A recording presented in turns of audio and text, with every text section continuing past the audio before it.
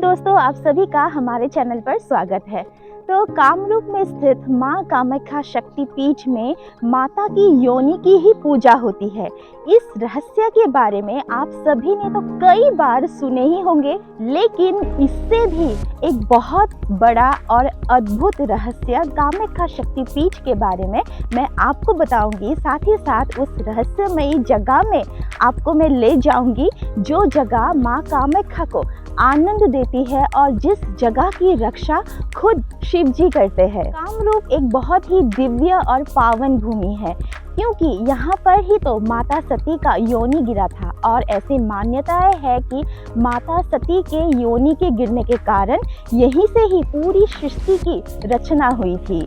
कामरूप को पहले प्रागज्योतिषपुर के नाम से जाना जाता था, क्योंकि ऐसी मान्यताएं है कि जब सृष्टि की रचना हो रही थी तो ब्रह्मा जी खुद इसी स्थान पर बैठकर तारों और नक्षत्रों को बना रहे थे।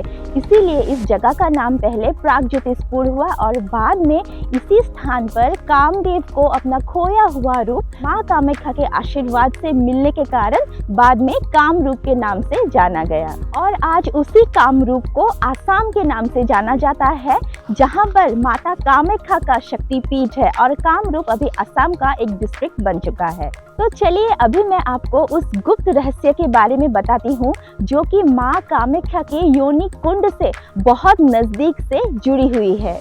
तो रहस्य ये है कि समुद्र मंथन में जब अमृत निकला था, वो अमृत आज भी मां कामाख्या के लिए कोई संभाल के रख रही है और उस जगह की रक्षा खुद शिव जी करते हैं। कालिका पुराण में वर्णित है कि भस्माचल पहाड़ यानी उमानंद के दक्षिण दिशा में एक बहुत ही पावन द्वीप है, जिसका नाम है उर्वशी द्वीप।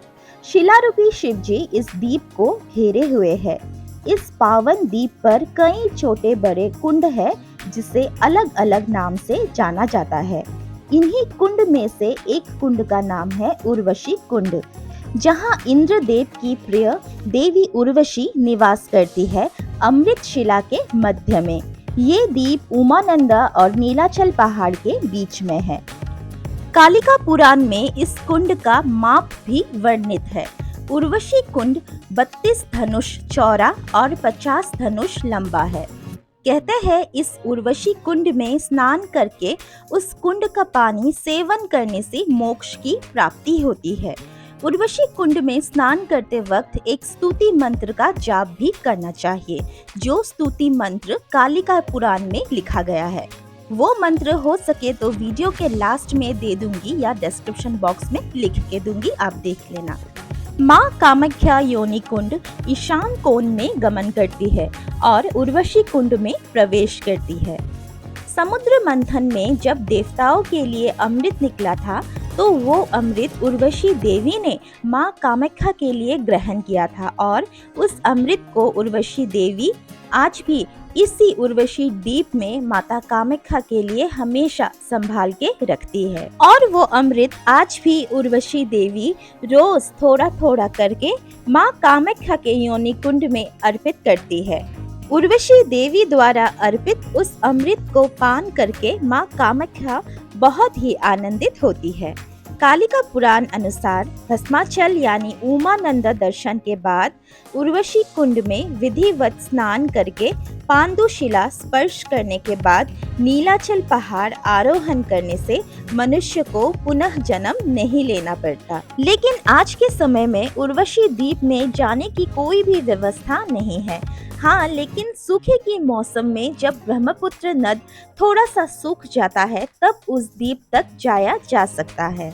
हर रोज इस द्वीप में नित्य पूजा नहीं होती है, लेकिन हर साल बसंत पंचमी से होली के उत्सव के बीच के समय में उर्वशी देवी की पूजा होती है और रतिका महोत्सव भी मनाया जाता है, क्योंकि माना जाता है कि उसी समय कामदेव को अपना खोया हुआ रूप वापस मिला था।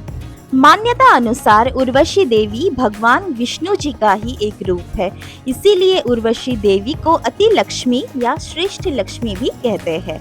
उर्वशी कुंड में 3 शिवलिंग है, जो महादेव, बतुक भैरव और उर्वशी देवी के भैरव है। कालिका पुराण में उर्वशी देवी की रूप की भी वर्णना की गई है। उर्वशी देवी सर्वांग सुंदरी है, सोने की अलंकार से भूषित है।